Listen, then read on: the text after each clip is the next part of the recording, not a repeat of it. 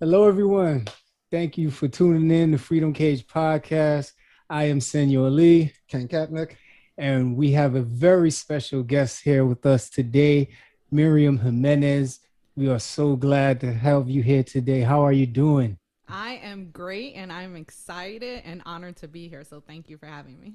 That is awesome. That is very awesome. So it's let's get right into it. This whole episode is focused on financial literacy for the youths and also for adults, but we really wanted to have Miriam here so we can talk about what exactly it is that she put together. It's a great presentation. I got the chance to see it and we are here to talk about it. So, of course, before we dive into it, there's the age old question. Tell us a bit about yourself. Okay, so my name is Miriam. I do work for a large bank that I am not at liberty to disclose. I am a Right. branch manager, but I've been working in the banking industry for a little over 13 years. I am a mother of three. I'm married. I'm originally from the Bronx. I live out in Long Island now. And financial literacy kind of just became a passion because I made a lot of mistakes. Okay. And, it was not only, I guess, a need to fix those mistakes, like it was urgent if I wanted the house, if I wanted the car, but it was also one of those things where I just didn't want my children to repeat the cycle. Right, right. Hmm. Not only that, but working in banking, you get some insight into the finances of all types of people with all types of backgrounds. And that helped me as well in changing how I interacted with money or, your legacy, your planning for the future or anything that you were doing because I saw how other people did things differently. And that's kind of what brought me to where I am today. I have a passion for it because I love to help. I love to help my family. I love to help people who come from where I come from, people who have the same background as me. And, I feel like if we can crack this code, there's a lot of other social issues that we experience, whether it be because of your gender, your race, that this could, help us with progress, so to say.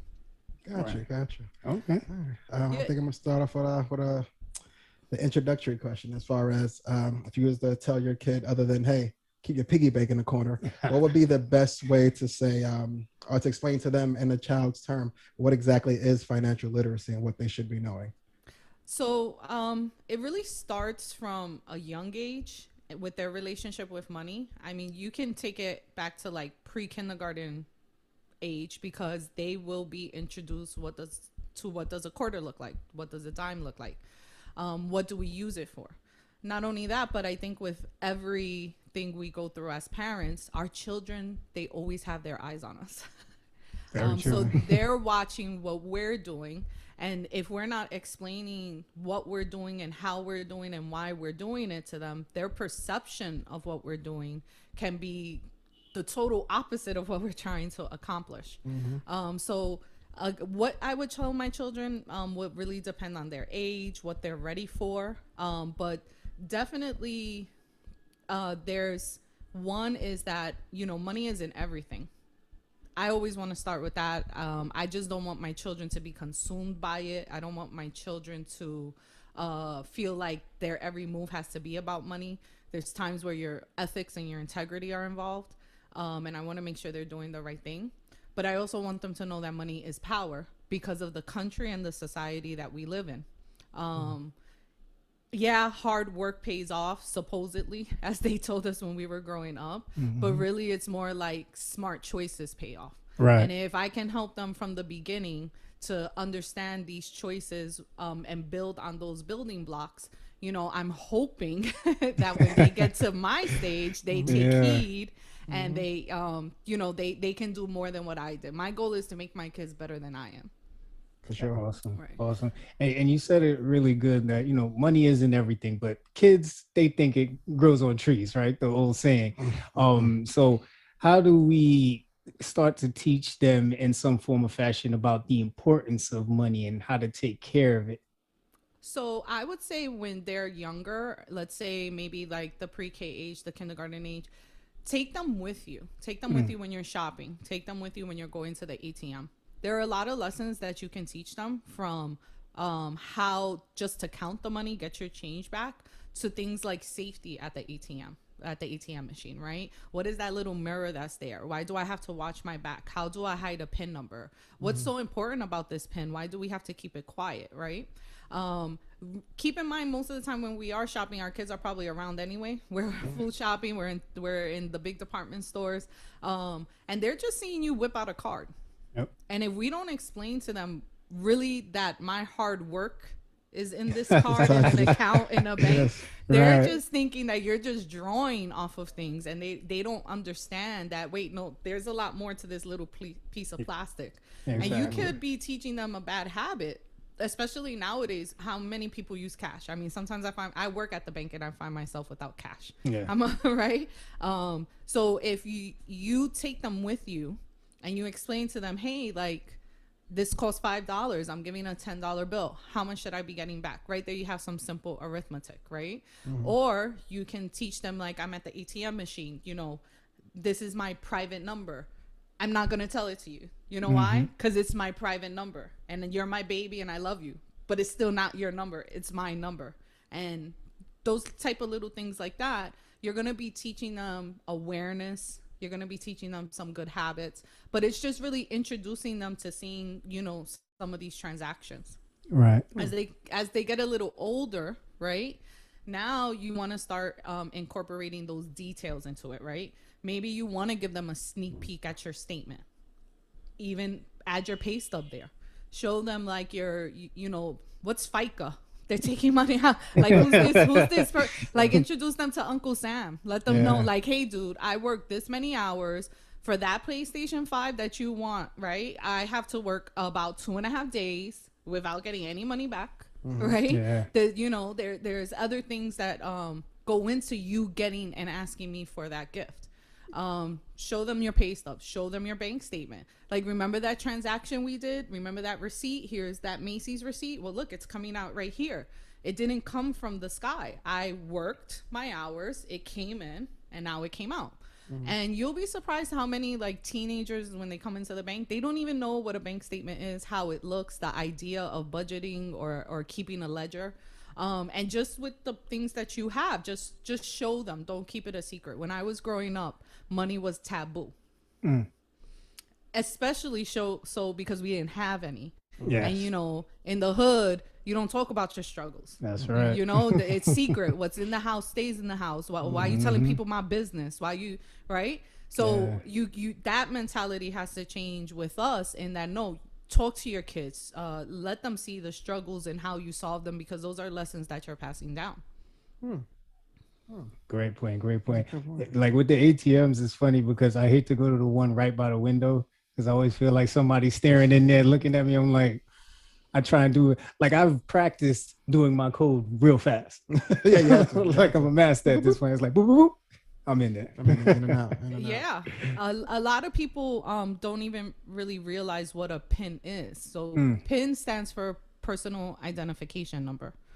So that number with that card actually functions as identification for you. So when the kids come in and we're opening up accounts and I'm explaining to them about this debit card, I tell them, if I told you right now, can I borrow your driver's license? What would you tell me? You're going to look at me like I have two heads. So why is it any different if someone were to say, can I borrow your debit card? Or what's your PIN number? Right? Absolutely. It functions as ID. And the minute that someone else has your card and PIN and they use it, even if it's without your authorization, you can become liable because you didn't protect your ID. Yeah. Sure. So that's a great practice if you don't want to go to that next to that window. I actually think that's great. For sure. And don't be Appreciate it. afraid. Yeah, don't be afraid when you're putting that PIN number in. Put your hand on top, right? Even the bank employees. Hey, I'd rather you do the right thing than make me think that you're gonna make me feel bad. When you punch your PIN into the computers, we see dots. We don't even see your numbers. Okay. True. Wow. Good point. Good point. As far as financial literacy, Mm-hmm. I know you've been in the bank for some time now. Mm-hmm. and I know you understood as a kid already how to go about the process of what it meant. Now, as you got older, you wanted the car, you wanted the house, you know what I mean? But for a child though, who may not have those goals or dreams of, getting the car and making sure the credit score is good, what short-term goals can we give them to let them know how it can help them now? Sure. So, I think that it's great first to help them with just understanding like that dollar that they received, right? There's a choice for you to make with that dollar. And are you going to spend it? Are you going to save it? Can you do both? So, what I found like in my own family and growing up, if I received a gift, it was almost like, let's go to the store right now. Even though I didn't want anything, right? There wasn't anything on my mind. I didn't have a goal, but it was almost like the mere fact I had money meant I needed to spend it. It's burning in your hand. Right, burning, right? And I didn't have nothing I really wanted. There was window shopper now. Like, right. There wasn't anything I wanted. It was almost just like a habit. Like birthday came, you got money, we're gonna go spend it. Yeah. So I would first like introduce them to just that simple concept of like, you have this dollar, right? So how much are you going to save and how much is going towards spending?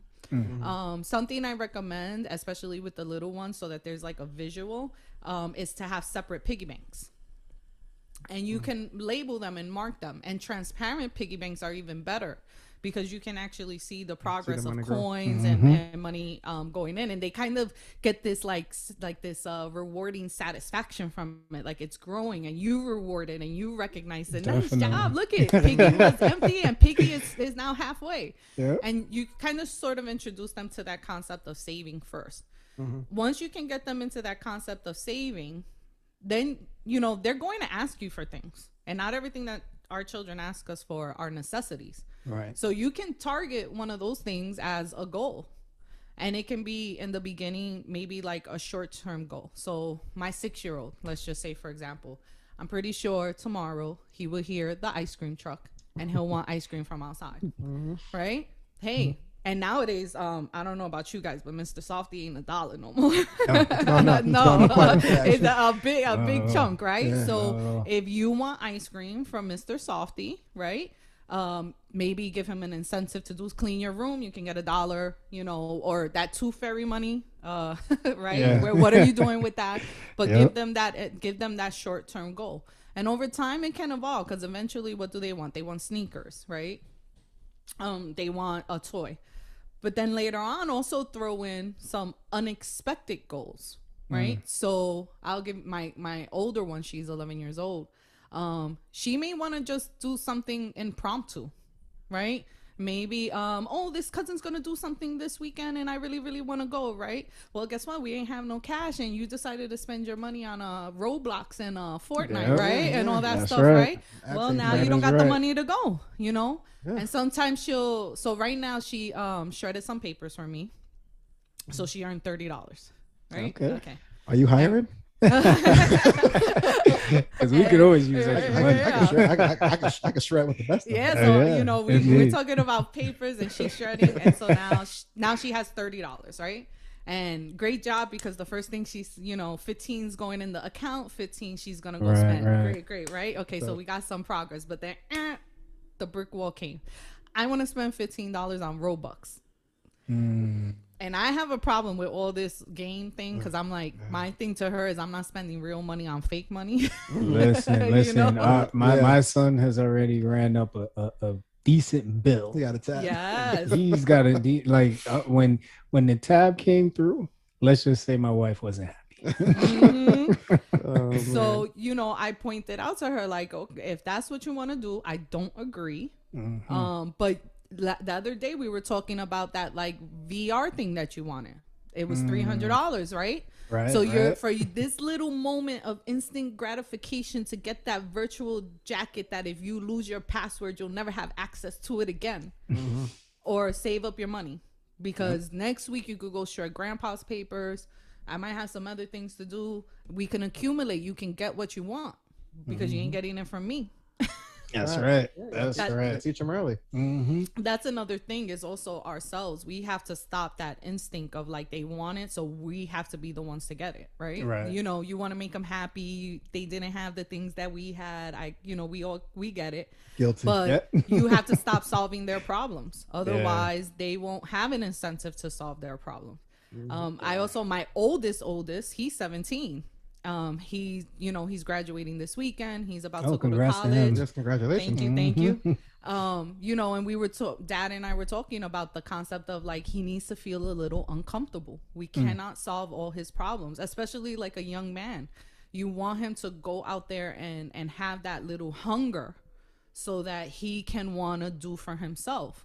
Little by little, we're like, hey, dude, this is gonna change and this is gonna change, and yeah, you were real comfortable, but if we don't make you Right. stop solving all your problems, Yep. what's gonna make you go out there and do what you got to do as a young man? And Same thing with the little ones. it's interesting how the dynamic can be in couples, right? So for instance, my mom gave me the world. My dad, I had to do some sort of chore or something to make him want to go spend money. And the interesting thing about it is, as kids, you kind of end up kind of resenting your parents. It's like, oh, why you don't want to spoil me? I deserve it. I'm doing what I'm supposed to do. But in all actuality, this whole time he was teaching me, the value of hard earned money. It was a big Mhm. lesson. And Yeah. you thought it was the worst. Exactly. Yeah. Yeah. That's funny. Look, after I have my children, I have a newfound appreciation for my parents. Yes. Everything Very changed Every day. you The hug's the know, title so- now. The hug's the title. Yeah, Oh yeah. yeah. Oh yeah. And it was almost like a total like yin and yang type of thing. Everything I hated, I now love and understand, and everything I Yeah. loved and understand, I resented in my children now. Oh, big time. Big As time. a kid, you kept hearing the phrase from your parents, money don't grow on trees. Mhm. Yeah. And now you catch yourself on Saturday morning, listen, money don't grow on trees. Exactly, like you know where that came from. So Yeah. so money doesn't grow on trees is now evolved to it's gonna take me 3 hours to work to get that. That's Nope. I'm not That's doing right. it. Yeah, no, That's listen, funny. I understand that wholeheartedly. So if we think about really getting into protecting money, right? Now we're talking about learning about money and things of that nature. We know that there is the bad side of having money in the bank or storing money, and it's the infamous word fraud. Right now we got Oh, the infamous kryptonite. we got the infamous PPP loan fraud. We got Mhm. everything, the social security fraud, the unemployment fraud. But for Everywhere. what you deal with, tell us a little bit about, what's your recommendations for protecting yourself against fraud? Okay, so when it comes to the PPP and the unemployment fraud, and for anyone who doesn't really know, any listeners that maybe doesn't know what that is, so PPP was the payroll protection program that was offered last summer and through the fall for small businesses, to help them cover payroll and utility expenses during the pandemic. And the idea was that, it was going to help businesses stay afloat, but as well as help employees stay employed. So, if we can get you through that hard time and everyone gets paid and bills are paid, hopefully we can come out good on the end. And what happened is that a lot of people figured out that if they apply like a sole proprietor, meaning that it's their name, their social, they did not form a corp, they do not have a tax ID, and if they can finagle some papers to make it look like they've been working before the pandemic happened, because that was a requirement, you had to be already working and established, that they can get like a quick 10 G's. Right? Same thing with unemployment. So we had a lot of people that became unemployed over the pandemic. I think there was a time where people couldn't even get through to unemployment. They were like on the phone for weeks and websites were crashing.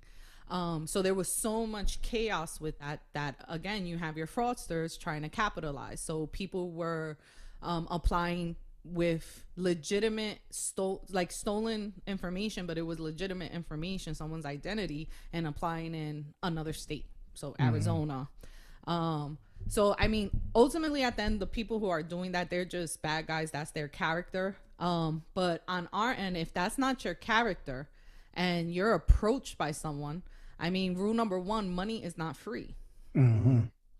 Just understand that there's no one, especially not the government, Especially. right?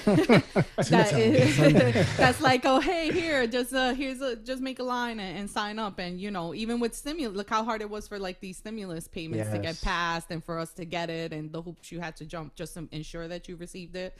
And that was actual legitimate quote unquote free money.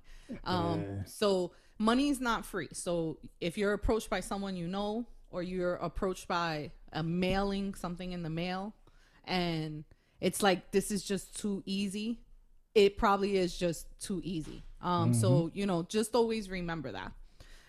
Some other things with fraudsters, or with fraud prevention, is giving out information, right? So the easiest way that I say to prevent giving out information, because sometimes you do, right? Sometimes you do have to call your credit card company and give out your information and so that you could pull up your account, right?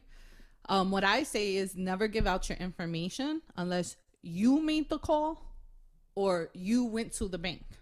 So you may get like a nice text message that says something to the extent of, hey, some fraud, we don't know if it was you. Please click on this link and go in and verify your account. Red flag, right? Because now they're asking you to click on something and to go enter your information. Even if you think it's legitimate, maybe you think it's your bank, maybe it's Wells Fargo sending you something. There's nothing that text message contains that you cannot also get by just opening up a separate browser window and typing in wellsfargo.com, right? There's not, I'm sorry, I think I lost video. No, we still see you. You still see me? Okay. Yeah. Now I see I was you. about to say, like, the Feds got in there. She's giving away too much good information. There was like, I Shut take up. her out. Same thing with like phone calls, right? Maybe like I've received phone calls when like I miss a payment, and then like the next day they're like, we didn't get your payment, right? Because they waste no time. If I get the phone call, I'm like, okay, great. Thank you for the information. I will call you guys back, and hang up. Because at least I know I'm calling that customer service number that's on the back of the card. Yeah. So, and it doesn't matter if you think it's legitimate, right? It's better to be safe than sorry. So thank you so much for the information. I really appreciate it. I'll look into it. I'll call you back. And worst case scenario, I mean, you have branches as well. You know what building, brick and mortar you're walking into. Right. So, thank you so much. I'll look into it. I'll walk into the branch. And do not give out your account information. Another thing with websites, and a lot of people don't know this, is if you look at the web address, secure websites should say HTTPS. So the S stands for secure. So your Chase accounts, your Wells Fargo's, when you go onto their websites, they're going to have that HTTPS. If that S isn't there, that website is not secure. So you want to be careful with that as well. Right. Same thing with emails, because these fraudsters, they're savvy. They got that email looking just like it's Chase logos, and you're like, what? Like, this looks really too good to be true. Yep. That's Read true. it. Don't click on anything, because That's very again, that true. can be an entryway to them hacking your computer. That could be a way for them to get you to enter your information. Read it, absorb the information, delete the email, and call them on your own. Right. So that's another thing. And then I think the last big rule I have is never lend out your information to anyone. Never. It's crazy how many people never. really feel comfortable doing that. Like, So, you need my social? Oh, sure, no problem. Wait, what was this for again? Yeah. It's like, as half of the number's People, gone. it's something like, I want to go buy this and I can't. Can you apply for this credit card for me? Right? Simple question, seems simple, but you are, like you just said, essentially lending out your social, lending out your credit, lending out your identity. yeah. I have a paycheck here and I don't have an account to deposit it into. So now you're coming to the bank, double endorsing it, putting their check and taking out your cash to give it to them. I need to buy something off of Amazon and I can't buy something off of Amazon. Let me use your card, right? Okay. What happens is that each time you do that, you are taking responsibility for that transaction or whatever consequences come out of that, whether you foresaw it or not. Because the instant that you deposit that check into your account, the instant that you allow that transaction to go through online, it's all on you. And sometimes it's not intentional. Sometimes it's not fraud, but like you can lend someone your card and then 1 month later you're paying for Amazon Prime because they forgot to take off the check mark, right? That quick. That's true. Yeah. That's And I very mean, true. think of our children, right? One minute you're buying a PlayStation game, 4 weeks later you're paying for PlayStation Network. Right? You 1 minute we're buying Domino's on an app. 1 month later, you're buying Domino's on my card, and I'm not even next to you because it's still stored in your app. That's right? right. It's still saved, right? Yep. So even it may not be intentional, but you will always be responsible for whatever you allow people to do in your account, and fraudsters will take advantage of that too because it can't get traced back to them. The best way that they get away with all this fraud is using regular people kind of like their mules, their vehicle to do the fraud. And they're sitting in a car around the corner from the branch and no one knows how they look. They got tinted windows or they're running down the train station, you know, and you're the bad guy because you allowed it to happen. I tell, like, when the students come in and open accounts and when your friend comes and asks us to use your account, you tell them, I know this banker. She opened my account. I could take you to her. It took me 15 minutes and you can have your own account just like me. Yep. Think of how easy it is for you to open an account. So when people don't open their own accounts, you want to question that. So don't lend your account to nobody. Don't do anybody favors. You will pay for it. I got a quick question kind of to piggyback off your last statement. As far as kids starting their own account, and it's probably best for you experience in having kids in different age levels. Now, once they fill up that piggy bank and it's filled to the top, now they're coming to a point in life where it's like, do I just get me another piggy bank? Because I like seeing my money as I'm saving it. Or do I now take this money and I go to a bank and open up a checking or a savings account? Like, how do you convince that child to transition? Probably for some adults too. How do you transition from money under the mattress versus having money that's just on a plastic card now, other than ease of access? Right. Yeah. So for children, I don't think you have to do much convincing. It's probably more like master manipulation. Right? I like that.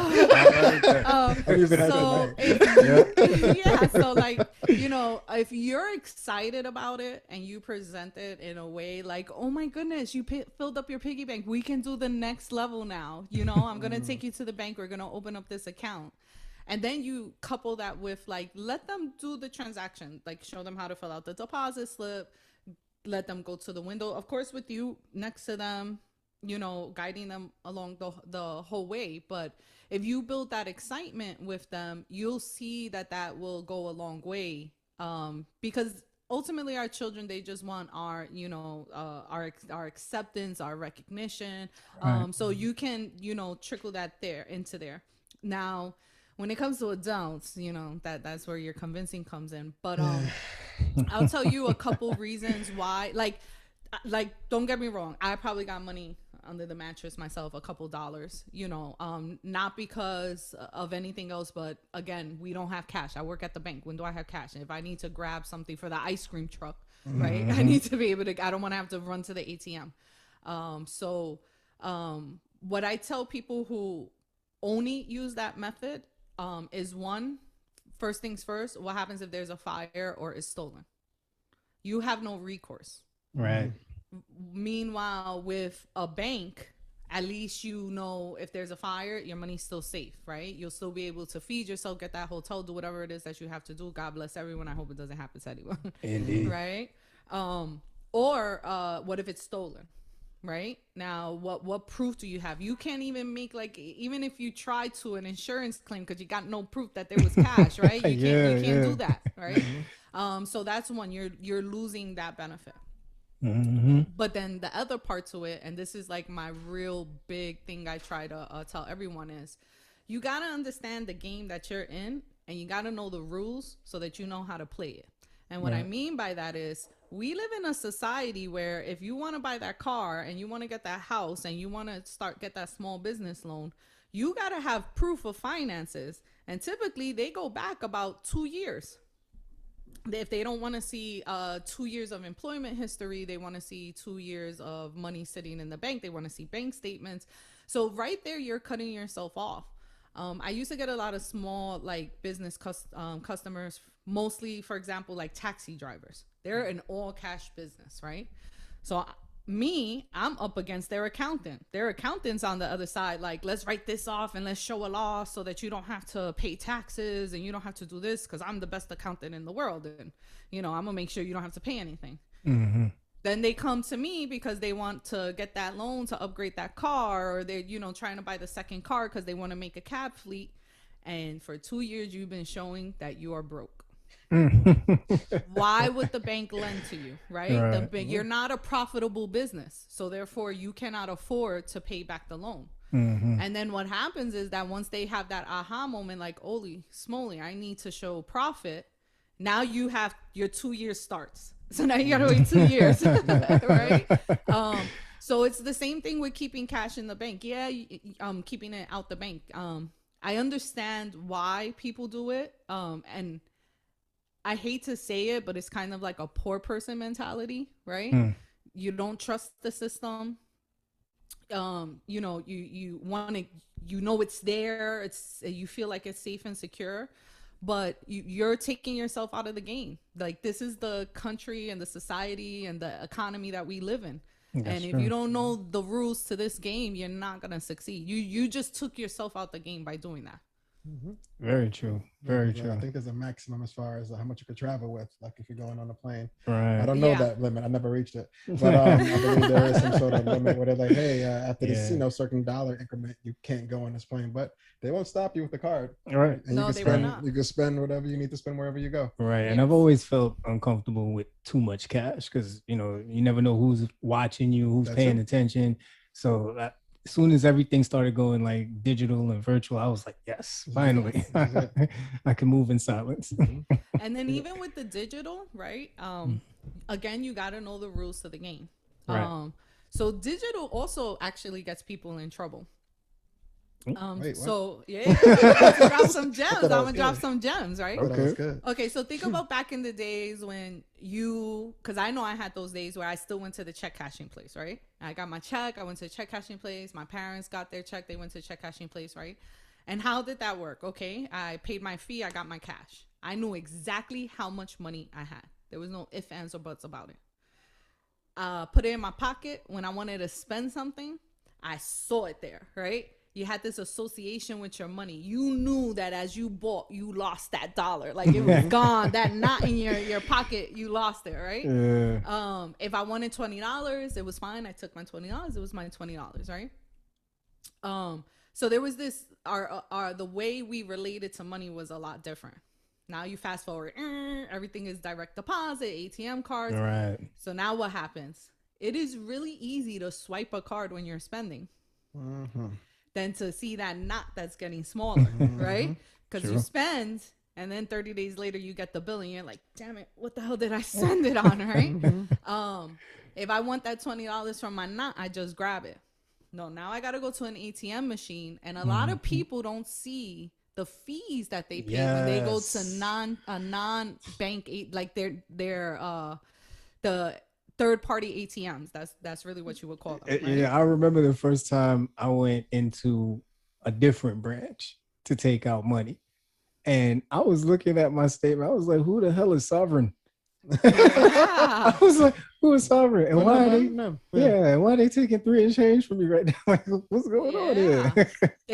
So a lot of people don't know that the machine charges a fee, but your bank. Depending on your level, because the more money you have in the bank, the more they throw the bank at you, right? But what happens is that you get charged by the machine, but then you also get charged by the bank. Right. And you get charged. Yeah. So essentially to take out $20, you're paying close to $25. And people forget to deduct those fees. Yes. And think about that. If you did that once a week, right? That's close to $250 in fees in the year. Just one time a week of one withdrawal. And we haven't even gotten into like, what if you check your balances in those ATM machines, right? Because they charge you for what's called an inquiry, right? Yes. So now let me check my balance first, $2.50. Let me make the withdrawal, $2.50. But then the machine also charged me $2.50. Right now we're at $7.50, and all I needed was $20. I need was 20 just to give to somebody else. See, Just to give to someone else. Right. yeah. Now, So now I there feel right? like anytime a telemarketer calls me, I should be able to charge them for an inquiry to me. There you Yeah. go. You know what I Right. mean? Yeah, Somebody my else. In time order is to worth reach, money. yeah, in order to Yeah. reach Sean, you will have to swipe for $3 just to get to Yeah. just to get to him. Hey, the calls will slow down. That's how I said. The calls will And slow down. the bank That's account right. will get bigger. See, Yes, yes. savings. There we go. There we Yeah. go. And then you can even add to that, like for example, overdraft fees, right? When Okay. I cashed my check at the check cashing place and I had my knot, there was no overdrafting and there was no overdraft fees, right? was gone, it was gone. You had to live within your means. You had no That's choice, it. right? But now it's easy to be like, and not all the time are people doing it because they are shopping materialistic, some sort of shallow reason. Like I've had plenty of people come in, like, it's a choice between like I need milk for my kids. So now you go and you swipe and it overdrafts and you don't have the money to put in. So that gallon of milk now just costs you about $40 when you add that $34 overdraft fee on it, right? So that's where I say like you got to know the rules so that you could play the game. Because even going digital could be counterproductive if you don't know the rules. That's true. So it's important to understand, every fee that you're paying, why did you overdraft? How can you avoid it? When does that Hulu payment come out? Like, do you really know your Hulu date, right? Is it, if I ask, it comes out in the second week of the month sometimes. No. You should know. My Hulu comes out on the 13th of the month and it's $5.99 and I needed to be there before the 13th of the month. That's right. Right. That's So, right. it's about, you got to know the rules. Yeah, no, that is a great point. That is a great point. I know there's a lot of people out there who are probably going to be listening to this having like 3 or 4 items in their checkout cart. Like, damn it. You know what I mean? They was just about to hit checkout. I was like, you know what? Let me go look at my stuff, make sure I'm good to go. Right. Let me tell you, Amazon's so cool. Like Amazon's so cool to the point, like if I see a quick $5 and 24-cent charge, I'm like, yeah, they're probably right. Yeah. And I can't even remember what it was like, for. I'm like, am I a Prime member for this week, or is it something else I did, or is this the TV portion of Amazon? Like you get little $4, $5, $6 transactions out your Amazon, and you use them so often, you'd be like, I wouldn't even know what to fight if I had to call them anyway. But you know what's interesting? I did notice on my statements now that they're letting me know if there's an increase in any of my normal purchases. So, can you tell us about that?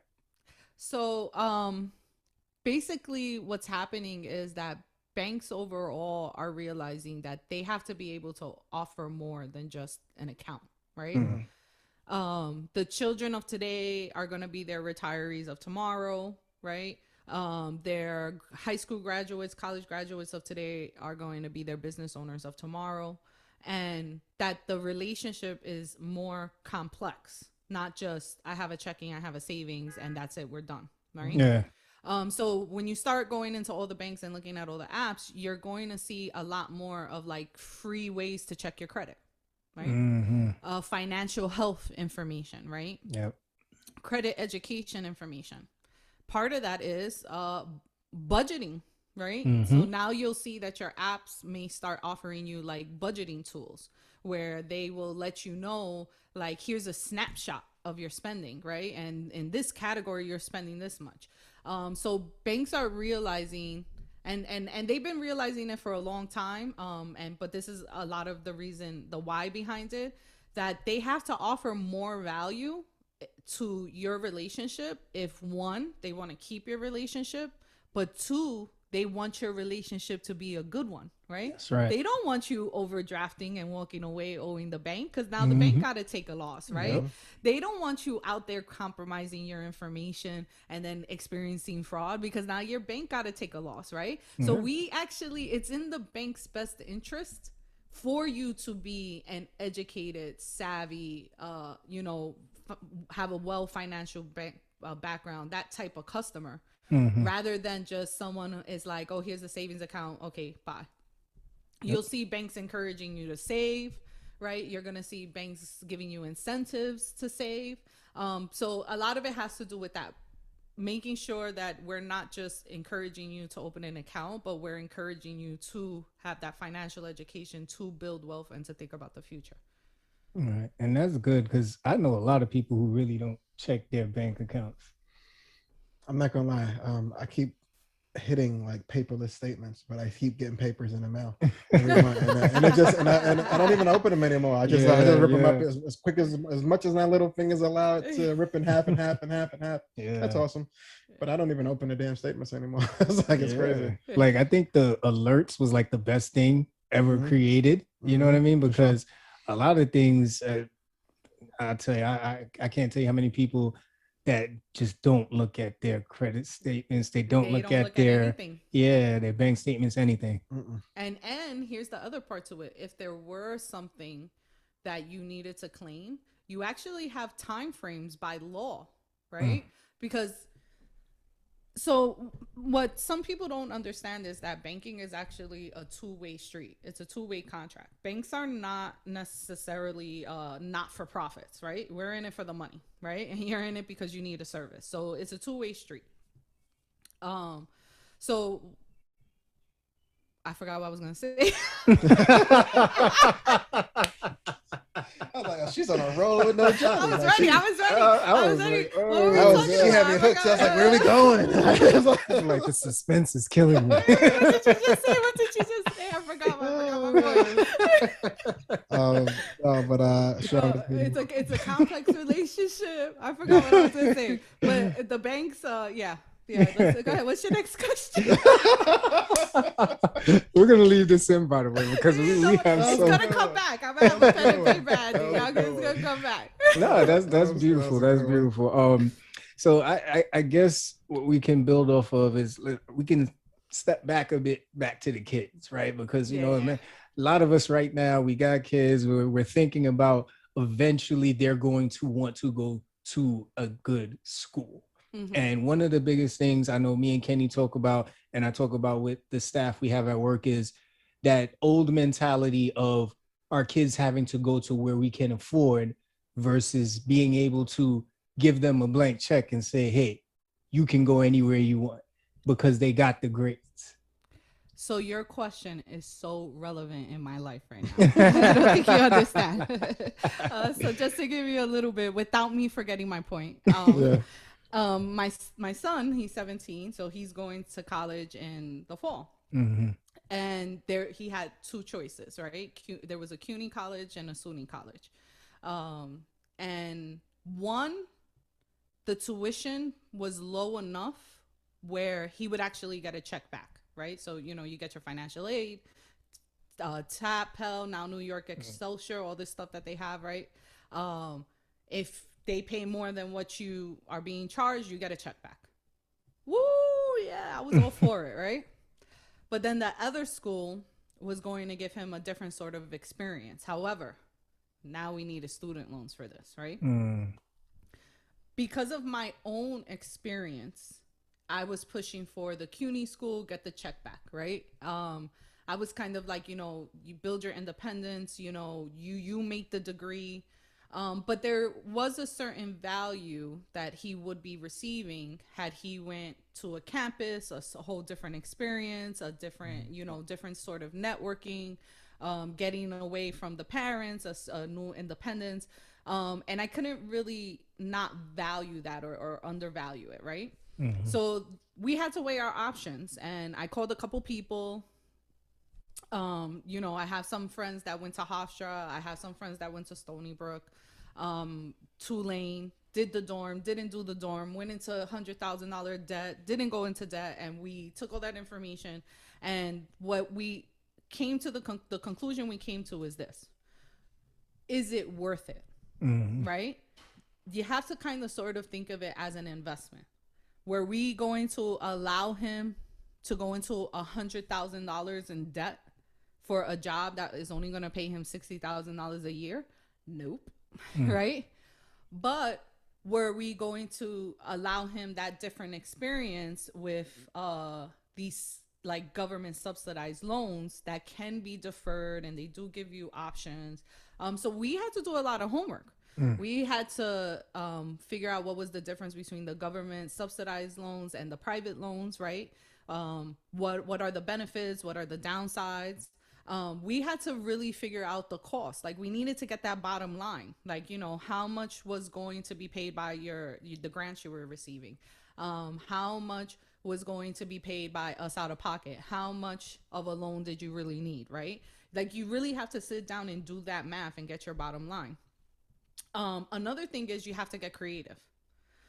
So one of my friends who went to Hofstra, she actually, you know, dropped a gem on us where she said, you could try to become a resident assistant.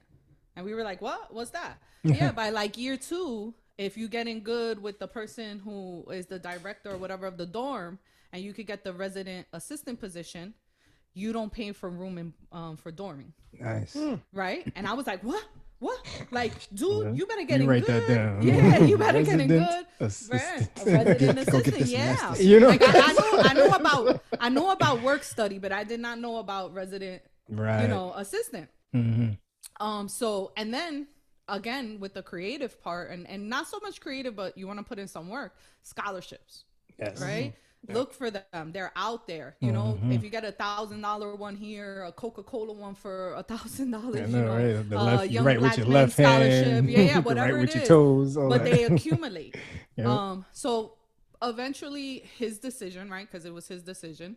And full disclosure, he is my stepson, so there is a parent. I'm the stepmother, so there's really 3 of us like getting at him. You know, poor child. He probably is so stressed out. We all on that ass. we That's- were all yeah, in that's there, for a whole right? nother podcast. Yeah, we're. But he eventually decided Stony Brook, and we all supported him. Awesome. And based on the math, if he comes out with like $25,000 in student loans, it's well worth it. But again, we needed to know that bottom line, and we needed to know, you know, how much we really were going to take out.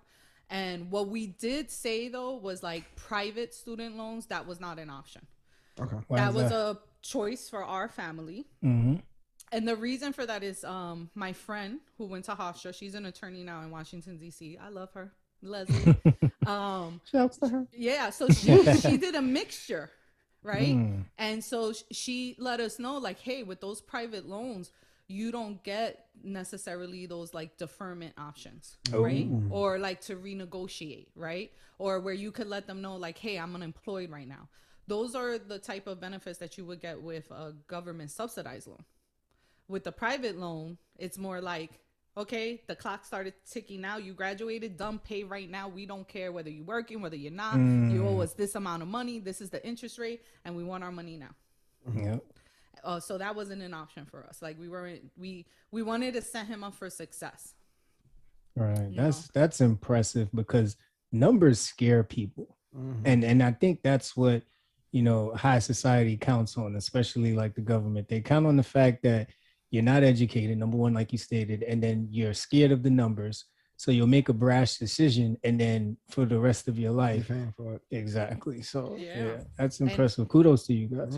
Well, thank you. It was a long journey, a lot of wine. She's a lot of blood, sweat, and But tears. we went into got this. through it. You said a lot of wine. Yeah, a lot of wine. But yeah, man. we got through it, but there were a lot of lessons learned, you know. Definitely there's still 2 more coming up, so you know, we have more information to help them better. Right.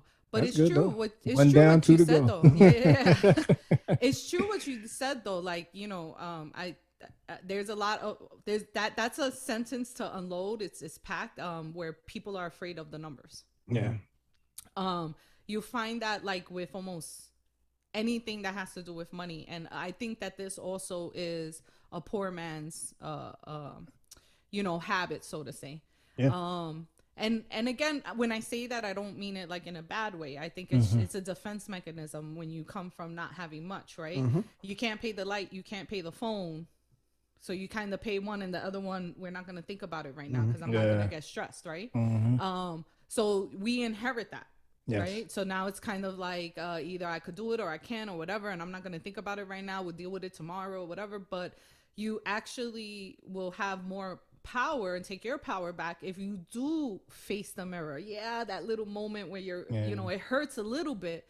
But if you know where you are, then you can come up with a plan to get to where you want to be. That's true. If you ignore it, you don't even know where you're starting from. Yeah. And it's true. People are afraid of the numbers. They don't want to deal with it. Mm-hmm. Budgeting, I mean, it sounds simple to some, but there's people don't know how to budget. I know, like, I have a lot of friends that they when I speak to them about budgeting, they're surprised when I tell them you should be 1 month ahead of all your bills. And they're like, what? I can't afford it. I can't afford it. And I'm like, actually, you can afford it. But think of it this way. If your bill is due on June 15th, it's to be paid by June 15th. That's right. Which means that, yeah. And trust me, it's not easy. I thought it had to be late. You know? So But that late fee don't kick in until after the 20th. I got a grace period the way my thing's set up. That's how my accounts are set up, right? But it's true. Like, if it's due in June, May should be the month that you're prepping for June bills, Right. right? Right. And what I find is I'm talking about siblings, everybody. I mean, close circle. You think I work for a bank and people don't listen, but you know, it's like it's due the 15th. So the week of the 15th, I'm gonna pay it, but darn, my direct deposit doesn't come until the 17th, right? Or also, you know, another symptom of not having a budget is like you have a bill like rent. Rent is our biggest bill. Rent, mortgages, right? And what you'll tend to see is that first check of the month, you're always broke because you're taking that whole rent out of that one check, right? But I'm not late though. Right? We're gonna be eating a lot of cup of noodles this week, but I'm not late though. But you ain't late. Right. You ain't late, right? Rather than like, okay, my rent is, and I know we're in New York, but my rent is $1,000 for a closet. I think everybody listening right now said, they all laughed. That was my comedic Everybody in the relief. South is like, what's wrong with that? I know, right? I must have a mansion up there. But rather than like saying, okay, every check I get paid weekly, so I'll take $250 and kind of soften the blow, you'll find that people will take all that out of that one check, and then that creates a problem, right? Because now that week we're eating cup of soup, but now I got to buy the cup of soup on a credit card, right? You know, or I'm borrowing from someone else, and the next week's check, you know, I got to pay it back because I couldn't get through the week because you know it's rent week, right? You've heard that, right? It's rent week. Rent week, yeah. Yeah. So, you know, budgeting is, I think budgeting is the first step for any of these directions. Because even if you save all the money you want, right? I'm gonna save $500 a week. I'm gonna have like 2 G's at the end of the month. It doesn't help if on the other side you owe $10,000 to credit cards, right? So you gotta. I'm in debt, but I'm saving. I'm saving, but I'm in debt, but I'm saving. I got money in the bank, right? You gotta kind of create that budget so that you can understand your finances, so that you can then make that plan to break even at least, right? If you're in a hole already, you got to get to that break even point. You got to get out of that debt. Otherwise, even if you look at the interest that you're earning in savings accounts, which is like nothing, right? Compared to the interest you're paying on credit cards, 24.99, 18.9, as high as 29.99, you're losing money because you're paying more in interest than you're earning in interest. So you got to create that budget. And when you create your budget, if you're in a hole, you're trying to break even. If you're already breaking even, trying to create good habits. Or if you already have some good habits in place, you know, trying to improve on them and just make them even that much better. But you have to budget. You have to understand your money coming in and your money coming out. Right. And I think one of the worst things that I ever heard growing up was that playing, and I mean, we're not going to dive too much into it, but playing the stock game was a poor man's game and you shouldn't mess with it. And hearing that and not getting involved as early as I could have, now being involved in the game, I am so mad at that person. Like, I think if I see him in the street, anyway, because this is recorded, right? But you know, it's so sad that all we were ever taught was to just put money in the savings and then that's it, right? And then you'll talk to people who are saying, well, I don't make enough to save. Like you were just saying, I'm always paying a bill. By the time I get a check, it's going, I'll probably have a little money, and that's to eat and just maybe go get a drink because I deserve it. Right. Yeah. You know what I Because you mean? got to live too. Like you can't just Exactly. be working to pay bills all the time. Something Right. fun got to come out of this. Right. But yeah, definitely. And I think that's why I'm so passionate about the financial literacy, especially for the young ones. Because imagine if we get our children off to a right start, you know, ahead of the game. Just think about what their 30s are going to look like. Yes. Their 40s are going to look like, you know. They're going to be able to have that house earlier. They're going to be able to have that nest egg in the bank. They're going to have that freedom to be able to start that business, you know? They're going to be able to go into retirement and know that they're actually going to enjoy it and see the things that they want, right? Not like and it's not to say that they won't make mistakes, and it's not to say that they may not struggle, but that head start that you give them just makes it better than where they would have been without the head start. Absolutely. Sure. Yeah. Makes sense. Makes sense. I believe that absolutely. So we've talked about savings, we've talked about fraud protection, you know, learning about money at a young age, but there's the infamous credit, right? It's Dun, that dun, dun. yes, that's perfect. I swear if we find that soundbite, we're gonna throw it in. Okay, got you. That's perfect. So I remember the first time I got a credit card. Scariest moment. You know what I mean? Scariest moment of my life, because my mother drilled in my head debt, and more debt, right?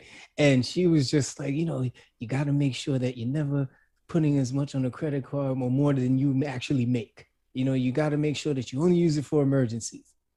But when you're out there and you see those sneakers, so you know what I mean, or that jacket, you're like, I could pay that back. I'm only going to get that, right? The thing you don't remember is there's always a new jacket. There's always a new pair of sneakers.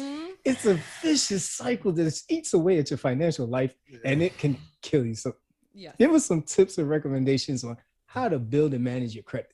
Well, I just want to, before anything, this could start a tangent, but I'm not going to let it take what happened. But what happened is that was a mixture of not knowing the rules to credit, but also consumerism. Which I think is another thing that, you know, we have to kind of reflect on, which is that idea of like that new jacket and that new sneaker, right? Is it, you know, we don't necessarily look at those things like, does it give me a return? Like, you know, is this an investment, right? Because we're just like, we just have to have those clothes and they got to match, and I need the new pair and this, right? So that's a whole other conversation. But I was similar to you. I had my first experience with credit was like, so this is how it went. I went to my first day of college. There were tables all over the place. Apply here, you get a t-shirt. Apply here, you get an umbrella. And so I applied. I ended up with two $500 credit cards that I think at the end of it, with fees and all sorts of stuff that and interest they were charging me, if I brought $500 worth of product, it ended up costing me like $2,500 for that same $500 worth of product. I didn't realize that you have to pay back a credit card bill. No one told me. Not even the people that I did the application with. Like, right? but they said they trusted me. I thought this was like, Uncle what? Sam taking care of me. I didn't know what was going on, right? So I didn't know that, right? So now I'm figuring, okay, now I gotta pay it. But I didn't know that you had to make the full minimum payment. I thought if the minimum payment was $25 and I paid $20, at least I paid something. So there you go again, right? I did my part. I put something on I put something, right? I didn't realize that was considered a late payment. And then after like the account went delinquent and I'm getting these letters, and now I'm worried because I don't know what these letters mean. Collection, credit ruin, what is this, right? Then I settled. But I didn't understand that settlements can also be detrimental to your credit. They're better than owing it, but it's not necessarily a good thing, because settlement means you settle for less than what you owe. But that was the lesson with my first two credit cards, and that's what's actually started me on the journey. So when it comes to credit cards, when the kids come in, and it's not just kids, a lot of people come in building credit. Most of the time, though, it's either someone who It's a young adult, an immigrant, right? Because people who come from outside the country, they want to establish that American dream. And for some reason, there's someone out there in immigration office telling them, you got to build credit, you got to build credit, because that's all they come with, right? Or someone who now wants to go buy the house. So now they want to build credit when it's like you should have been building it for years, right? That's right. Yep. So my first question always is, so how's your savings? Because if you can't save and you don't have good spending habits, that's a recipe for debt, you know? And your mother's fear was kind of, it was based on something, right? Because she probably had gone into debt and she didn't want that same thing to happen to you, right? Yeah, she probably had experience. So when they come to me with the credit card questions, where's that savings? Where's that budget? Because if you don't understand that, as you know, as a banker, we cannot discourage you from applying, you know, but I will tell you there are steps, right? There's levels to it. So budget and savings.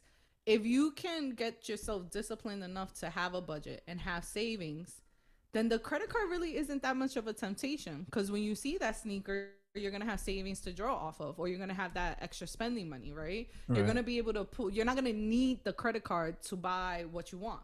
If you're using the credit card to buy what you want, then there's another underlying cost, right? So you want to make sure you're disciplined first before that. But now you get the credit card, right? You apply, they give you a limit. You want to also understand what is credit, right? Like, what's that soup? How do they get that number? What does 700 mean? What does 558 mean? Like, why is it good? Why is it bad? Who's making these rules up, right? Yeah. So what happens is that you got these credit agencies, TransUnion, Experian, Equifax, right? They're all private companies. And they basically have created a system where they give you a risk score. And the idea is that if you want me to lend you money, I really don't know anything about you other than what you put in the application. How do I know you're going to pay me back? So I'm going to use this report to determine if you are like someone that I think is credit worthy and that I will lend to you. I don't think you're a high risk. I don't think I'm going to lose with you, right? Okay. So they created that system, and now we all kind of rely on this system. But that soup that they make to make that number, there's a lot of things that go along with it. For example, the ratio of your limit of your balance compared to your limit. So let's use some round numbers. You have a limit of $1,000. If you use $500 of that, then you are at a 50% ratio, right? If you use $900 of that, you're at a 90% ratio, and that's what we call like maxing out your cards. Like, you're almost there. It's not good to be in high numbers, and the reason for that is because if the ish hits the fan tomorrow, how are you going to bounce back? Are you resilient? Do you have any room for resiliency? No, because you're already maxed out. You're almost there. Like, you know, like you don't got no wiggle room, right? One so nostril above the waterline. Right. So you don't want those high numbers. And That's right, actually, they recommend that you don't go above 30% of your limits. It's called your utilization number, right? So so just think about what that means. That means if you have $1,000 limit, you should never go over $300. Like, think about that, right? If you have a $10,000 limit, you should never go over $3,000. Look at that spread, how far it is from the limit. And people don't realize that. They take out the card and then they're told like, oh, I got to use it. That's how you build credit. You got to use it. When actually it's like, no, you need to use it responsibly and don't pass this limit. So that's one thing that, try not to go above 30% of your credit card limit. So that's one thing that they look at. They look at applications and inquiries, right? So I want to get an auto loan, but of course I'm going to shop around. So I probably do an application at this bank, an application at the dealership. That's my right. Otherwise, how do I know I'm getting the best deal? So if you do a lot of applications, but you do them like within like a week or 2 weeks, it doesn't really affect your credit too much, right? It's still going to affect your credit, but not too much because they know you're going to shop around. But if you are someone who's applying today and then 3 months from now applying again, and then a few weeks from there applying, and keep in mind, applying can mean applying for a credit card. It can mean inquiry on your report because you applied for a loan. It could be an inquiry on your report because of insurance, right? you don't want, they recommend that you don't have more than two in a 24-month span. Do you know what that means? In 2 years, you can only apply twice. They don't want me to live. They don't want, yeah. But you know what it communicates to them is that, why are you shopping around so much? Why are you so desperate? What's going on? Like, you can't live without credit. You keep trying. You keep trying. And again, people don't understand that. So what happens? I go to Macy's, I could get 50% off. Yeah, get that card. Oh, I'm gonna go to the Old Navy. I could get another 10% off. Get that card, right? Yeah. And then you're now have all these inquiries. Mm-hmm. Another thing would be like types of credit, right? So typically you're gonna find that there's two types of credit. There's revolving credit. So those are gonna be like your credit cards and your lines of credit. They're revolving because you could use them and pay it off and use it and pay it off like a revolving door, right? Those are the ones that are going to give you minimum payments. So you could owe them $1,000, but the minimum payment is $25, and you could go for the rest of your life paying $25 a month, and you're going to be fine, right? Typically, their interest rates are variable as well, right? So the interest rate could go up, go down, depending what's happening. Minimum payment could go up or down, right? So those are your revolving credits. But then you have installment loans. Those are going to be your auto loans. Those are going to be your personal loans and your mortgages. Those type of loans show a little bit more responsibility. First, they're not revolving, right? So you apply, you get approved, we give you your money. Either we pay the car, we put money in your bank account, whatever the terms are. Right. Once you pay it off, you don't get to use it again. You got to apply again, right? You pay off your auto loan, you don't get like, oh, now I get to go. No, you got to apply for a new auto loan. Mm-hmm. But the other part to it is that they have fixed interest, so they also have fixed payments. There is no minimum payment option. If your payment is $350 a month, whether you got a job or you don't, or the rent was due that week or it wasn't, whatever the case is, you gotta pay You know what I'm here for. I need my $350. $350. There you go, right? So those tend to show more experience and more discipline and more responsibility, and you need a combination of both. So I had a customer one time came to the bank. He had maybe 40 G's in the bank. Had a couple credit cards. Credit score was 750 something, right? He wanted to buy this $32,000 car. Keep in mind that he had 40 or 50 G's or something. So he had enough if he wanted to buy the car in cash, but he chose that he wanted the auto loan. He didn't want to use up his funds. He thought he was going to get it. Shoe in. Do the app. I'm getting my car tomorrow. Declined. He couldn't understand why. But my score is high, but I have money, in the bank. I don't miss a late payment. And when he received that letter, it was because he didn't have enough experience with that type of loan and that type of payment. Because if you think about a $32,000 loan over 5 or 6 years at an interest rate of 4 or 5%, you're talking about almost a $500 payment. He didn't have experience with that. The bank didn't know if he can handle that. He never had. He needed experience with installment loans. And that because girl he good, man. didn't She knew have them that, numbers off the She bank. knew that. yeah, I'm down here with a calculator, like, I was, carry the one. Yeah, she got it. She got I was hoping she didn't say, "What's that?" I was like, where's Siri? yeah, I failed already. it. No, but he was disappointed, but it was because he didn't understand how credit worked, and he thought the score was that was all it is, and it's not. You also need to have a mixture of the type of credit. So there's a formula behind it, and nowadays a lot of the banks offer free services. Free credit monitoring, free see your score, see your report. And if you go a little deeper into those sites, you'll also see credit education. It's a few more links. It's going beyond the little green and red graph. You got to click a little bit more. But you can they have little articles and stuff so that you could learn what is actually in the credit formula. Okay.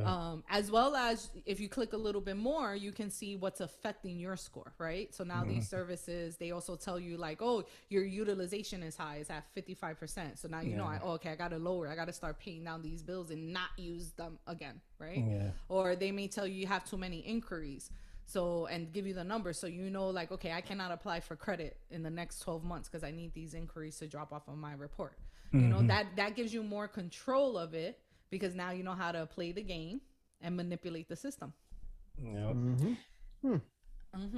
Yeah. I mean, it might sound sick, but I probably need one more pandemic to fully be in the green, man. I'm telling you, like I know this is gonna sound terrible, but I'm right here with I you. did good last year. I'm like, I'm right here with but, you. That but that now that stuff is pandemic really. opening up. I'm noticing, man. I'm like, all right, Sean, Yeah, nah. you starting to act like it's 2019 again. Pull it your ass, back. keep You your gotta ass slow home. down. Pull it back. You gotta slow That's down. funny. Yeah. That's Yeah. funny. Mm-hmm. Oh man. Yeah, man. Part of that manipulating of the credit, how to Mm. help your kids build credit, right? That's right. That's So Took the right. next question out my I, mouth. I felt the energy. That's it. We're here. We're here. We're already Um, wearing the shirt, same Yeah, shirts. We're in sync. yeah. A way that you can help your kids build credit is adding them as an authorized user Mm. to your card, right? What will happen is that they will inherit the history of that card. So my plan, I already have like my 2 cards that have a long history that I'm not touching. They're clean, zero balance, no late payments. And each of those cards, there's a child that soon will be on it when they come of age. And what happens is that not only do they inherit that history, Mm-hmm. but it also gives the impression that there's someone that's guiding them. All right. And at what Right. age, by the way, can you add them? So I did some research, All and right. it actually Prepared. depends. It depends on the bank. So some banks do not have a minimum age, and then some have like 13 years old, 16 years old, 18 years old. But again, you want to customize it for your child because keep in mind with adding them as an authorized user, they can have access to your account. So if you haven't given them that lesson on how to use it responsibly, an authorized user only means that they are allowed to use it. It does not mean that they are obligated to pay it. You are still responsible for that, right? That's It right. doesn't mean that they, that they have limits. No, they can use it just as much as you can for as much as you can use it for, right? So you still want Authorized. to, Yeah. so you still want to be careful. However, this is a way rather than have them do an application that probably is going to get declined, and now they Right. have a declination on their credit report, and now they got an inquiry, right? We want to minimize inquiries, right? That's right. Right now they all of a sudden have this history without taking the risk of applying for something that they may not get, and you can monitor it, right? Because if they go on their own and apply for credit, unless you're an authorized user or joint owner, you don't see what they're doing. All right. When they're an authorized user on yours, you can monitor it. That's right. And if you can even hold the card back, right? The card's gonna go to your house. You could hold on to it, but just keep in mind that they can call, right? ask for another one. Right. So you want to be Can you send it to careful. my grandmama's house? Grandma like me. But you can hey, we're gonna use this card for your college books. Okay. And you're gonna get that work study job, right? So you have to make you have some options. You could pay it off and avoid your interest, right? Yep. Or you can make monthly payments but have a target date by when you want this paid off, probably before the next semester when you're going to need some books again, right? Right. But you right. can use it as part of that guided learning so that then you set them up for success with their own credit. And then even after that, right? Like I know my first few cards, they were hoopties because that mentality, right, that I was taught was like, don't get into the loans. Why? Get the hoopty. You don't, right? But when I look back on it, all the money I spent on repairs probably was equivalent to all the monthly payments I would have made, right? Yep. Except by having that newer car where I probably would have been safer, not had to deal with repairs, have a warranty. I would have also been building installment loan credit, right? So, I wouldn't discourage them. Of course, you want to get a car within their means that they can afford, right? But Definitely. you can co-sign for them for that, and now they are authorized users. They have your credit history, Right. and then they are also have installment loan experience. Yeah, my first hoop didn't even have a seatbelt. Oh Man, I was just man. like, whatever. He didn't even have that car loan. Mom's crashed it. That was crazy. I remember like a that. month later, she crashed my first car. I was like, Man. Mom. So my father's a mechanic, right? Just rub it in our face. Wait, no. This just With makes the my overlay story piece. even that more embarrassing. Oh, okay. So my first hoopty, I think the first time my father had to help me, So my father, he's living in Long Island, and at the time I was working in White Plains, New York. So you're talking about traveling Long Island and then going up north. Yeah. Because I didn't put gas in the car. Oh And he no. came with his hitch on his car, took it back. I'm gonna figure this out. Then I'm calling him, Dad, did you figure it out? Come get your car, Dad. But did you figure it? I'll explain to you when you get here. Put gas in your damn car. I'm like, oh my god. She said, but I did that a month ago. Why I gotta do it? Thought it was like the oil. Oh my god. And that same hoopty, it was an '88 Sentra, and you had to spin to open up the windows like that, right? So not only that, but that's how I learned how defoggers work. The defrost. Okay. Yeah. So it's cold, it's snowing, so I closed the vent, right? Because this is all manual. Rookie mistake. But my father will never let me forget it. And I'm like, I can't see. Everything is foggy. I'm like making a little circle with my hand, trying to drive like the Bronx River Parkway, and I can't see. And I'm like, Dad, it doesn't work. Oh, no. Dad, it doesn't work. He's like, is the vent open? I'm like, well, no, it's cold. Cold air is gonna. You need fresh air. But it's cold fresh. Does that matter? Yeah. So my daughter, the shoemaker's kids never had shoes. Hey man, hey, life ain't easy, man. That's true. That's very true. But you ate every day. You got a point. That's true. That is very true. Was there any other questions we have for Miriam today? Oh no, man! I think she dropped a lot of gems Yeah, on us, man. I got a lot of news to spread to the youth. Yeah. For sure. And I'm pretty sure I missed some things. But I'm always open to getting questions. However I can help anyone. So if you get any questions and want to forward them to me, I want to help. I really believe if we as a community, and I'm talking about people of color, I'm talking about, women, men, like it's, we already are behind the 8 ball, how we start. And if we could master this system, build the wealth, create that generational, wealth that's moving through and create our legacies, create our banking systems, get money in the bank, that money talks in this country. I really believe that, that's part of the progress that's necessary for us. Yeah, it takes a village. It takes a village, Joe. Absolutely. Definitely. What I will say though is, since finance seems to be a passion of yours, if there was one person who you could have a conversation with right now about money, who would it be? Warren Buffett. Took it. Got She went for the gusto. She took it there.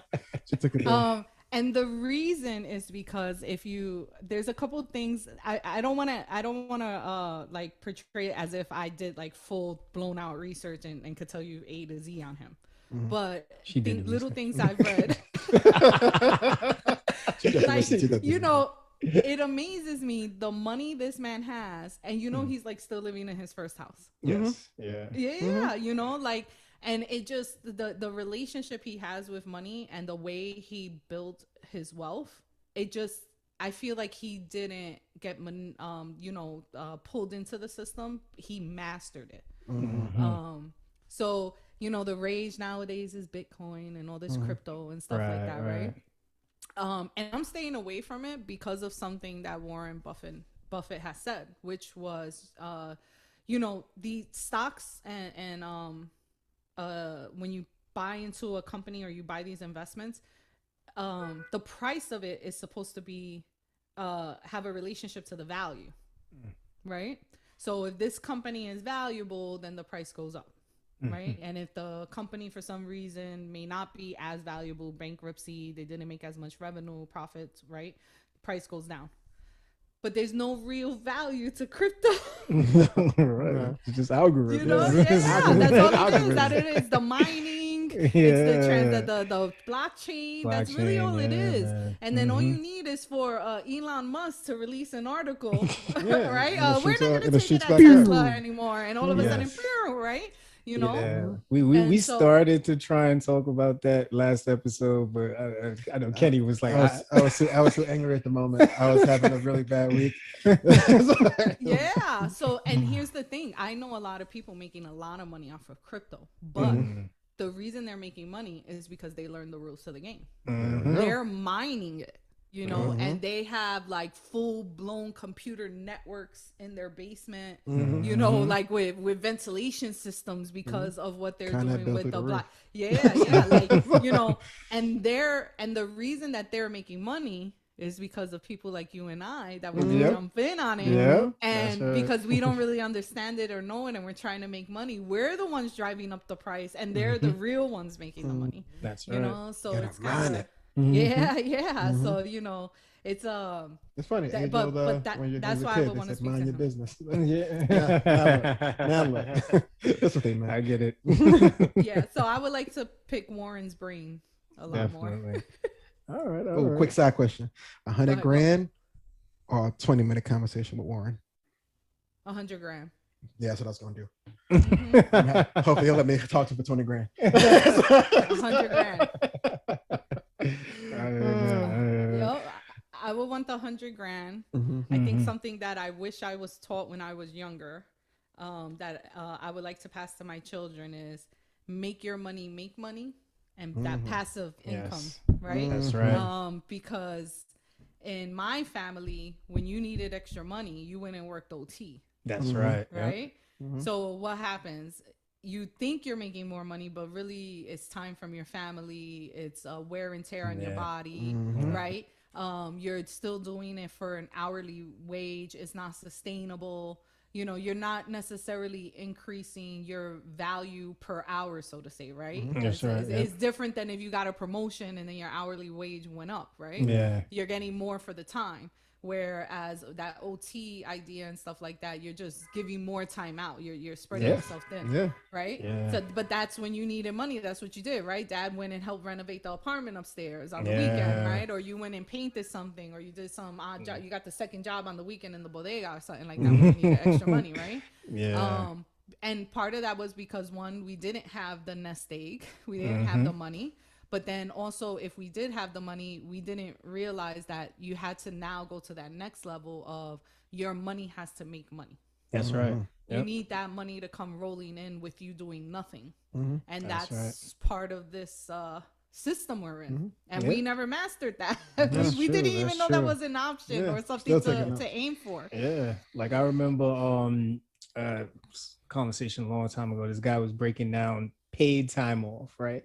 He said, what is it really, right? You go on vacation and they make you hype saying, we're gonna pay you to go take vacation. But what do you do on vacation?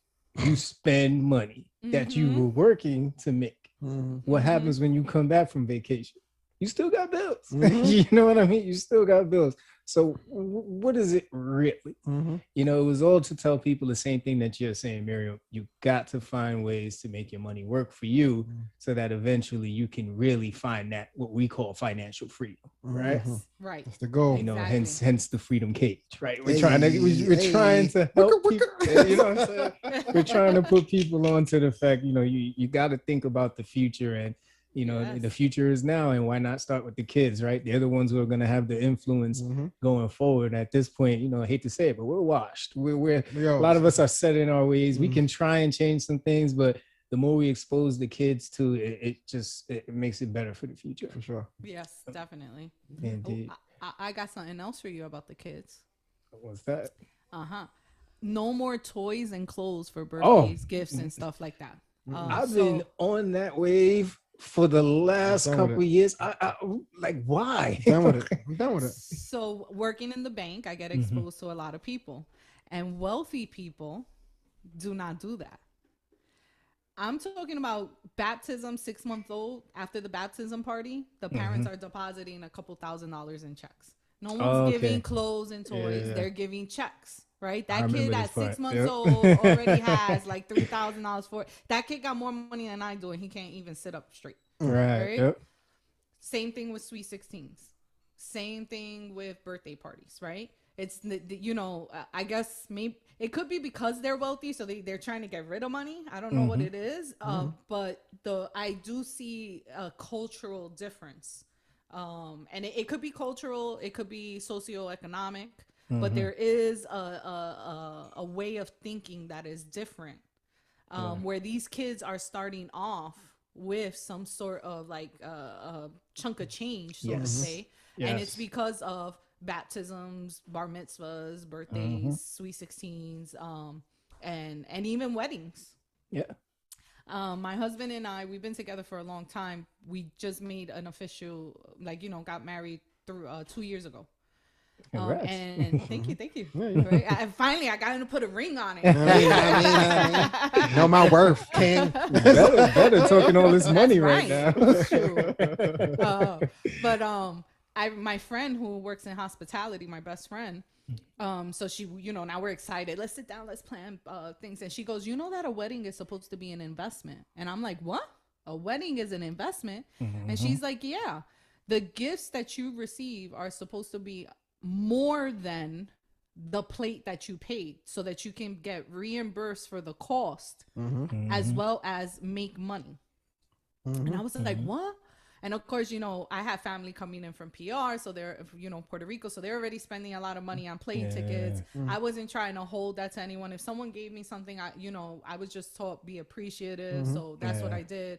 But then what ended up happening was we were in the red because we spent more than what we got back. Right. And then ultimately, when you think about it, we're like, yeah, we love the day, best day of our lives.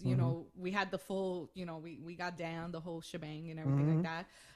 But was it really something where we had to spend all that money and get all those dresses, and have that form, all that pomp and circumstance and everything? So now, my question here though is, did you both feel that way, or was it just you?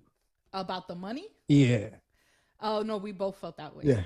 See, that's where I ran into a brick wall, because I thought like you, and I almost got, there was almost no wedding. You know what I mean? Yeah. There was she looked at me with the stare of death, and I had to back off. Like, this is and to be honest, for what we did, it really wasn't that expensive. But I had that same outlook that you're talking about, like all of this money that we're thinking about spending, we could put that towards, our first house, or something like that. But all right, yeah. So, sorry, go ahead. No. I'm right in line with you. And to be honest, I don't think I even realized it until after. So I probably was your wife before, and then I was you after, right? And I work in banking, right? Right. And to be upfront, just so to make it more relatable, we didn't spend that much either. Maybe in total, we probably spent maybe 9,000 or 10,000. Wasn't a lot. And we received a lot of gifts. A friend of ours is a baker. She did the cake free. Nice. My in-laws, my brother-in-law, my sister-in-law, they paid for the photographers, like for the church. And then my other brother-in-law paid for the videography for the reception. My father gave me a gift. My stepfather gave me a gift. So and even with all of that, we still came out of pocket like a couple G's. But when you think about it, it was like afterwards, like, man, that money for that one day when we probably could have paid off this credit card, or we probably could have put it away for the kids, for college or something, or even just as an emergency, like the hit that we took for that, it was a hit. So, me and him had to come to terms with, like, let's just love the memories. Let's just appreciate the memories. It's water under the bridge now. Yeah. But the way we approached it, again, is different from the way the wealthy approach it. Absolutely. And I like the fact that you mentioned emergency, right? Like, I like to call it the ICS fund, in case shit. You know what I mean? Like, thank you. In case shit happens. Yeah. What are we gonna do? You know what I mean? Like, who are we gonna go to right now? And you're absolutely right. Yeah. And that ICS stuff came to the forefront during the pandemic. That's right. Like, how many people lost income or lost jobs completely, or had to pay for unexpected childcare because of remote learning. Like, the shit came last year, 2020, right? Man, listen, in many ways. In many ways. And even if you followed all the rules to the T, right? Because what's the rule? 6 months of expenses, right? Yeah. I mean, how many people really do have a full 6 months? They could just go for 6 months without doing anything, right? Right. There's very few people who can do that. And let's not even forget about the people who didn't have health insurance that got Oh, sick. yes, and now you're getting bills, That's right? right. So Yep. so your costs went up, your Mhm. income went down. That's Yeah. that spread. There's your debt right there. I Yep. think the screen's not even showing, right. But yeah, and not only that, but then the pandemic showed that maybe 6 months is not enough, That's right. right? Because people a year. I mean, Mhm. if you take a look from when we first heard about coronavirus and everybody Yeah. bought toilet paper, what was that, March? Oh Yeah. yeah. And I think now New York City just announced that numbers are down by like 90% or something like Yeah, I that. But saw that. that's Yep. we're in June, Yeah. That's a good right? 14-month So stretch. Mhm. April, May, June. So you're talking 15 months. That's rough. Yep. That was rough. Yeah. Yeah, man. And that's assuming that when June 1st hit, you just went back to normal. Thank Yeah. you. All right. Because Like, we could be getting back to normal now, but that transition to getting that job back, or Yes. my friend that works in hospitality, she went back to work, but she went back to work with a pay cut. Like that was Yeah. kind of like the agreement. Like, look, guys, we didn't make money, we can't afford it. Temporary pay cuts. Yep. And imagine you can't go to the landlord and say, oh, by the way, my rent needs to go down because my pay went down. Mm-hmm. A lot of people were saved because of eviction moratoriums where Yes, that's evictions right. were stopped, right? Mhm. What's gonna but they didn't say wipe the debt clean. That's They right. just said no eviction. Mhm. So I'm waiting when for that. When that- I'm, yeah, I'm when waiting that- for I'm that. waiting for that to hit. What something. the Man, day that happens, I'm that gonna is be going to be terrible. Like, that's gonna be nuts. It's, be it's nuts. crazy, yeah. So it's 6 months enough, Mhm. right? Not at all. Not at No, all. I it's mean, I not. know they're even when we talked about it in one of the episodes, they're talking about another stimulus that's supposed to run. I think another $300 per child, up until the tax refund, and then they're gonna make up for it the rest or something like that. So it's a child care credit. Mm. So typically you would get it in your refund, but with the act that they passed, they're Yeah. also starting in July. I think if they're under 2 years old, you get $500 a month, and if they're over two, it's either 2 or 3, then you get $250 per child. Mm. Yeah, so I was trying to push out some babies in the next 2 I was months. just saying that, like, I just looked at him. He just had It one. I was like, I might be able to get another kid out before August. Like, He talk about to to the go, missus, like, about to hey. go home and hold him up like Simba. That's Like, it, right, there you go, right away. Right? But yeah, that was part of Biden's yeah. Okay. act that he, yeah. Yeah. We have the little politics segment of our stuff where we talk about stuff like that. The good old stimmies. Yeah, you need those. You need Don't get me stimmies into coming. that too. Oh man, well listen, Miriam, this has been awesome. We could talk to you all night, Yeah, this honestly. is You know what I awesome. This has mean? been But awesome. I'm not gonna lie. I'm hungry and he gotta get home. Oh man, but just want to thank you so much for taking the time to talk to us. I'm pretty sure people are gonna have questions, and who knows, maybe we can turn this into like a live situation, either on YouTube or Facebook, just so it's interactive. And it's been beautiful. Thank you so Thank much. you so much for your time today. We do appreciate it. Indeed. Well, no, thank you guys for giving me a platform to talk about it, an opportunity to reach more people that I probably would not be able to reach otherwise. And I think it's amazing what you guys are doing. This first of all, I'm proud to see some black men up here, talking about some real stuff and help, come on. Yes. And bringing up topics like this that are so relevant to us now, and creating platforms where we can get questions answered. I think it's amazing. So, excellent job, guys. Thank you. We appreciate it. Thanks so much. Well, listen, that completes our show. We hope you found it informative. Yes. If you have any questions, where can they reach out to you, Miriam? Okay, so you can reach out to me at ms.mimimorales@yahoo.com. So you can send me any questions that you may have, or if you have some other ideas or anything like that, you can reach me there. Include a telephone number so that this way I can call you back. Perfect. Excellent. Thank you so much. Listen, thank you all for tuning in. That's our episode. See you next time when we lock into a free state of mind. Yes, sir. Take care. Good night.